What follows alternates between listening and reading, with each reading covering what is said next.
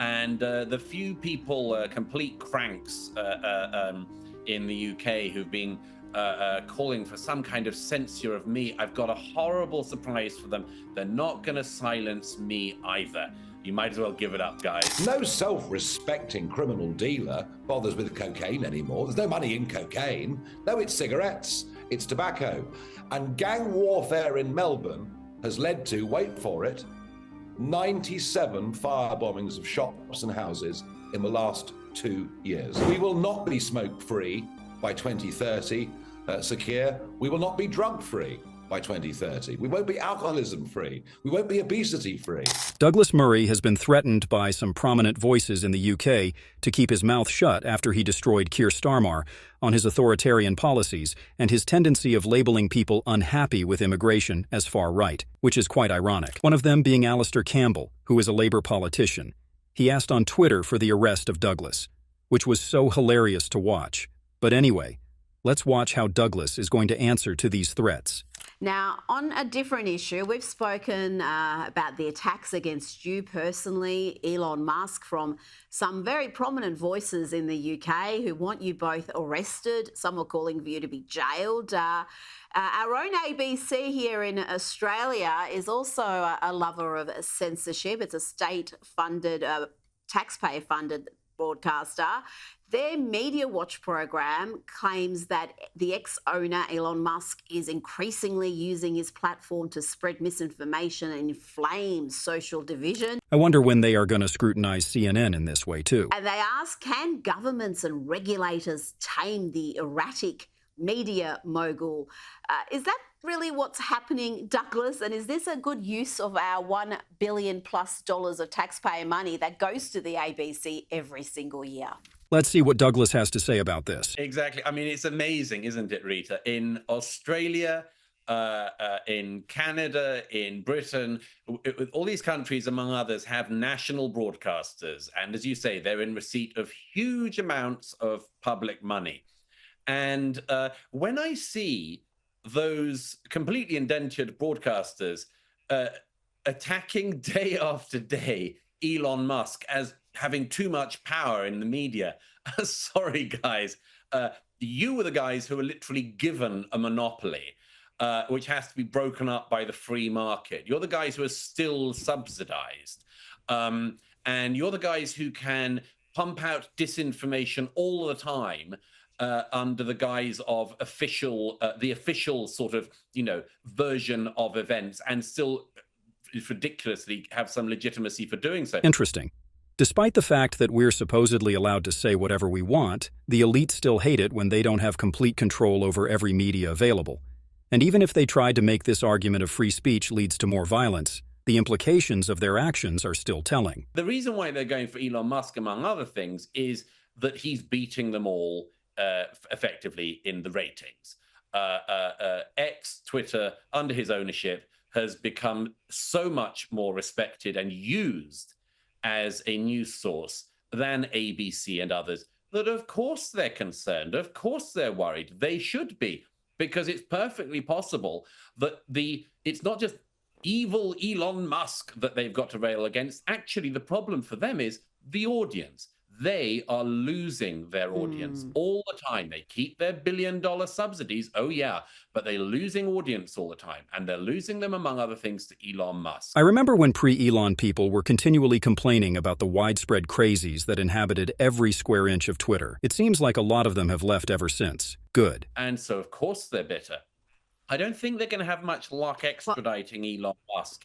And the few people, complete cranks, in the UK who've been calling for some kind of censure of me, I've got a horrible surprise for them. They're not going to silence me either. You might as well give it up, guys. Spectacular.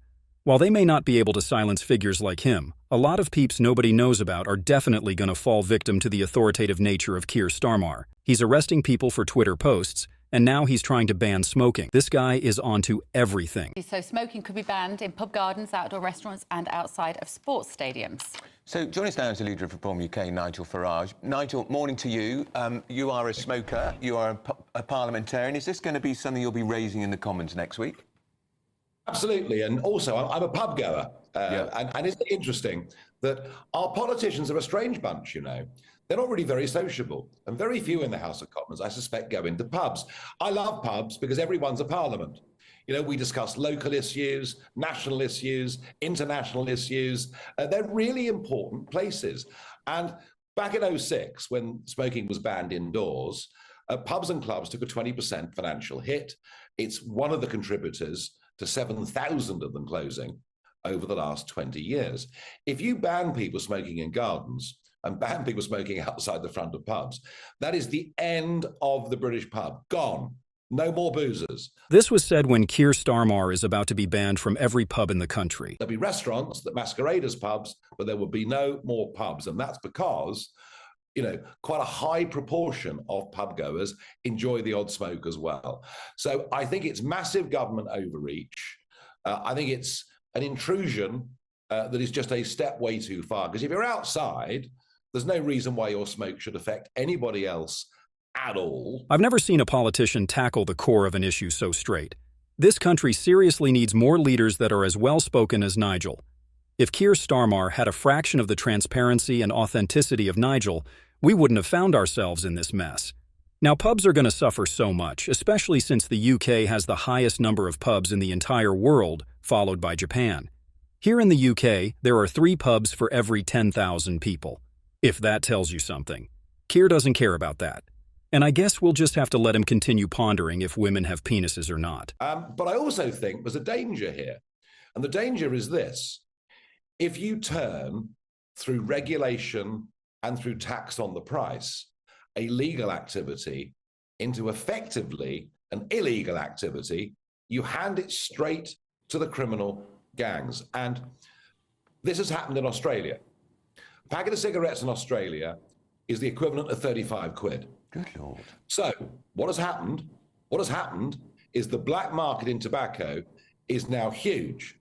No self-respecting criminal dealer bothers with cocaine anymore. There's no money in cocaine. No, it's cigarettes, it's tobacco.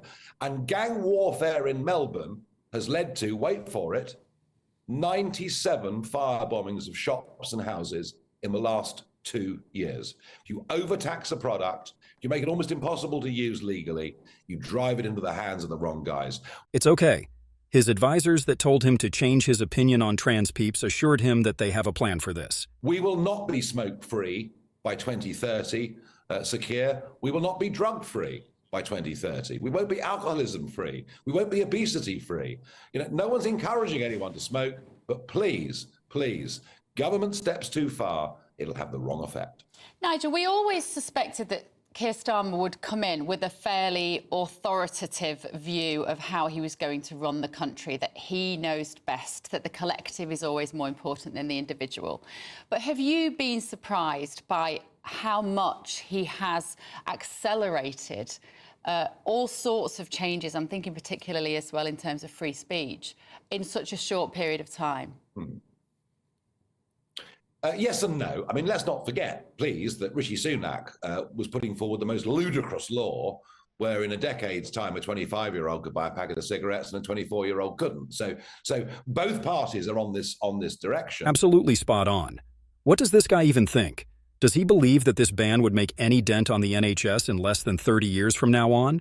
And that's assuming he's going to be successful in cracking down on the black markets. Look at the stuff that's happening in this country. Well, the assault against free speech in the UK, the two-tier policing, the two-tier justice system there is something that is concerning people around the world. I do wonder if people in the UK realise that a lot of us around the world are looking on in horror. And at a time where in the UK, violent criminals are, including killers, are having their jail times slashed because of overcrowding, they are prioritising locking up what they call far-right extremists. Let's hear from Mark Fairhurst on the BBC. Now watch this. We will guarantee a prison cell. We will make sure that those people who need to be in prison will be in prison, not necessarily in the area where they live. They may be 200-300 miles away from home, but we will guarantee people a prison cell. Douglas, you've written in The Spectator about the persecution of the plebs, as you've put it. Explain what you mean by that and this assault against free speech in the UK. And it really is, I think, quite effective because you're seeing people being arrested for online posts, for retweeting something, for attending a rally that was violent, even if they didn't participate in any of the violence. You can see why people are refraining from saying what they think. It seems like they would rather play these games of rationalizing the crackdown of criticism that supposedly might lead to violence instead of fixing the problems people are complaining about. Probably won't lead to anything good. Look at what happened to this guy after he made a comment on Facebook. 20 to 3, 1440, arresting you on suspicion of improper use of the electronic communications network. What? 127 Communications Act, okay? So you do not have to say anything that may harm the defence if you don't mention one question subject to later on in court. Anything you do say may be given evidence. Do you understand that? So I'm actually being arrested? You're going to be arrested, okay? Right. So that's the police station. Right. Okay, this is in relation to some comments that you've made on a Facebook page. Okay. Oh, really? Oh, it's a Facebook crime, is it? Okay. Right. So we need to ask you some questions about that. Right. Have you got anything in your pockets? I've got my keys. No, that's about it, I think. Keys. So, anyone who's been arrested, we can search them under Section 32 of the Police and Commercial Act. Right. That's a dangerous items. You Only arrested? I would get the death penalty for the tweets I make if they got to me. said I was going to be arrested under some what information. I'm going to be arrested for posting on Facebook. Some comments that are offensive, obscene, and people have made a complaint about that, and it's. Can you tell me what this comment was? Okay, well we'll do that when we interview. All right. And so, what am I going to be locked up for the night, or? It's crazy how accurate Orwell was. Let's listen to Douglas give his apocalyptic take on this. Yeah, the point of this piece, and of course I use plebs in inverted commas. I mean, my point is that I suspect that the authorities, if they try to go down this route, will have quite a hard time, as I say, taking out somebody like Elon Musk. And they'd have a hard time taking out, in that case, I cited Rowan Atkinson, the great comedian, who some years ago defended the speech laws in the UK against further encroachment against the freedom of speech in Britain. As Rowan Atkinson said then 10 years ago, he said, I don't think they're going to kind of come for me. But I think that the people who have less of a profile or no profile could be very vulnerable in this situation. I said what Rowan Atkinson saw 10 years or more ago is exactly what's happening now. Because actually what's happening is that, as well as, by the way, the sudden discovery that our prisons have got masses of room in them, apparently. It's exactly like Mr. Bean said. Who could have thought that real life would come to imitate comedy skits on free speech so perfectly?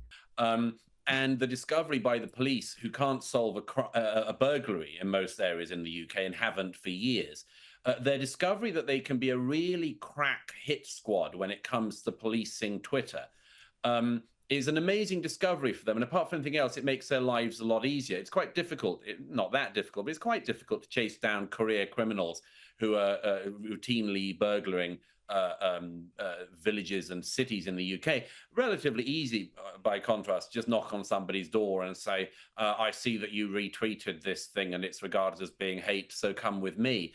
But it's not much of a laugh for the people whose lives are destroyed. And this is hilarious. We may actually have a leading theory here. Why bother with all the unidentifiable immigrants that caused chaos when you can just unleash your fury on the guy that sold anti-immigration stickers on Facebook? Here's the thing. There have been people in recent weeks in the UK who said terrible things online. There were some people who definitely said racist things online. There are other people who retweeted things, including information in the wake of the Southport murders that turned out not to be true. But what an amazing direction the resources of the police are put in. Weeks after the Southport stabbings of the 3 girls slaughtered at a Taylor Swift dance party, we don't know almost anything. about the killer, the alleged killer, as I have to say, the court system will probably take a very long time to bring him to justice. The media, by the way, doesn't seem to be particularly bothered about him or his identity or anything that might have inspired him to this act of terror.